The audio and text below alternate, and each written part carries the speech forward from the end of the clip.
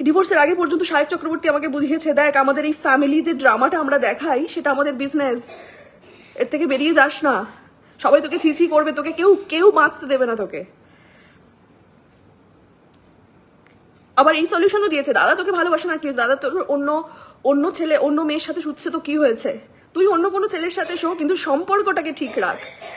Last এই কথাটাও আমাকে শুনতে হয়েছে। আজ আমার নতুন বিয়ে হয়েছে, আমি আজ সাহস করে সমস্তটা বলছি, আমার নতুন শ্বশুরবাড়ির সবাই দেখছে, আপনারা সবাই দেখুন। এক্স গার্লফ্রেন্ডের সাথে ও সেক্সুয়াল কিছু ভিডিও তুলে রাখতো যেগুলো আমাকে দেখাতো, এবং সেগুলো ছিল ওর ফ্যান্টাসি, এবং লোককে দেখিয়ে সেক্স করতে হবে, ফ্যান্টাসি। আমি এগুলোকেই ভাবতাম বোধহয় নর্মাল। আমার পাশে অন্য মেয়েকে শুয়ে সেক্স, সেটা আমাকে দেখতে হবে, আমায় ভিডিও করতে হবে। আটকে উঠছে না? শুভসাচী বাবু এত সুন্দর লেখেন, এত সুন্দর মানুষ। রিসেন্টলি সুস্মিতা আবার একটা বিয়ে করেছে এবং সেটা নিয়ে প্রচুর ট্রোলও হয়েছে, বিকজ তার যে প্রাক্তন দেওর সায়ক, সে একটা কথা বলেছে যে এবার প্লিজ থামিস, আর এবারে 10 মাস ওয়েট করে যেন প্রপার একটা নর্মাল ডেলিভারির জন্য ওয়েট না করে সিজার করে নিস, মানে একটা এরকমই মিন করতে চাইছে। তার ফেসবুক পোস্টে এটাই ছিল, আর এটাও বলেছিল এবারের পরটাও আমার খুঁজে দেওয়া, এরকমই বলে শুরুটা হয়েছিল।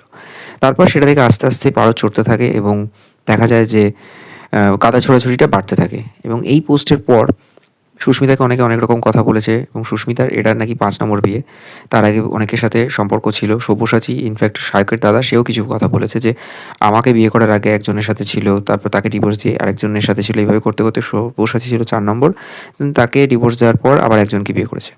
সুস্মিতা সেটার ক্ল্যারিফিকেশনে বলেছে যে আমি মা হতে চাই এবং আমার লাইফটা যেন নিজের মতো স্টেডি থাকে, এবং বলেছে আমি কখনো কোনো দিন কাউকে তো তার পার্সোনাল লাইফে হিট করিনি।